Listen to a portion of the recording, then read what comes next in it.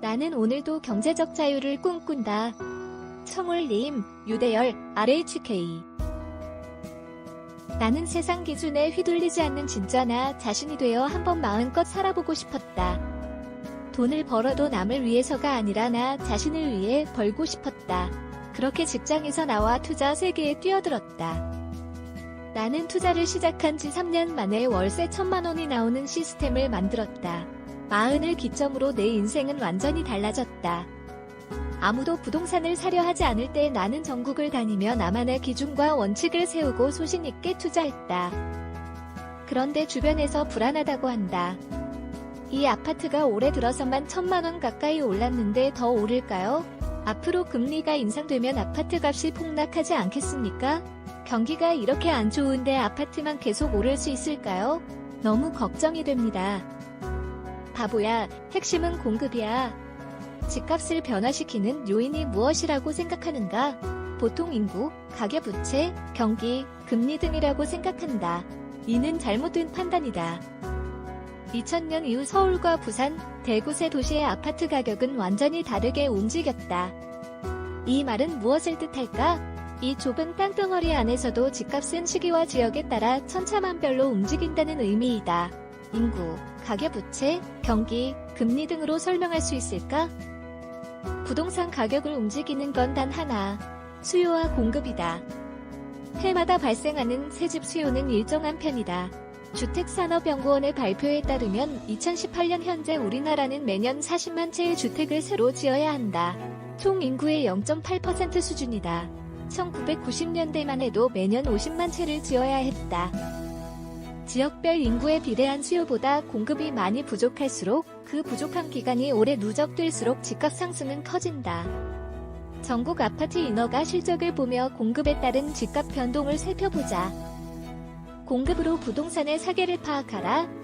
주택 공급 부족으로 인해 집값이 오를 때는 어느 지역을 막론하고 일정한 패턴을 그리며 상승이 진행된다. 이 패턴은 자연의 사계절처럼 순환한다. 우리는 봄의 계절에 부동산을 사면 된다. 부동산의 봄은 이런 특징을 지닌다. 집값은 계속 하락하는데 전셋값은 오르는 국면이 봄이다. 수도권의 경우 집값은 떨어지고 전셋값은 오르던 2010년에서 2013년 무렵을 생각하면 된다. 이 시기에는 오랫동안 집값이 떨어졌으므로 부동산으로 돈 버는 시기는 끝났다는 식의 폭락론이 득세한다. 사람들은 집값 하락이 두려워 집을 사지 않고 전세로 머문다. 봄이 시작되는 지역을 찾아라. 지역 인구에 비례해 산출한 새 아파트 수요량 대비 어느 지역이 공급이 많고 어디가 공급이 부족한지 확인하는 것이 핵심이다. 그 뒤에 좋은 입지를 고르고 호재가 있는 곳으로 고른다. 네이버 부동산, 부동산 114, 닥터 아파트 등 포털 사이트는 매월 전국 분양 아파트 정보를 제공한다. 경제적 자유를 꿈꿔라. 월급으로 부장을 달아도 평생 월급쟁이이다. 만약 당신이 500만 원을 벌고 있다고 하자.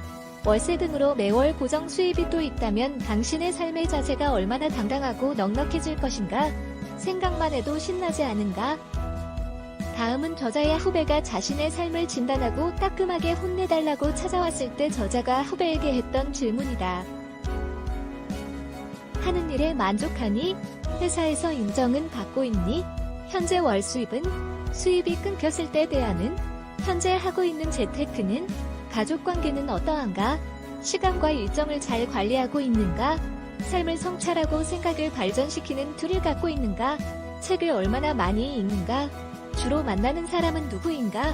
푹 빠지는 무엇이 있는가?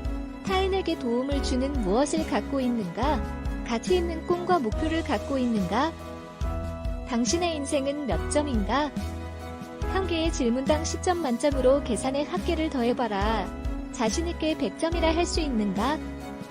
책 속의 질문입니다. 인생을 잘 사는 최고의 방법은 꿈과 목표를 세우고 그것을 위해 사는 것입니다. 하루하루 열정을 쏟을 곳을 찾아야 합니다.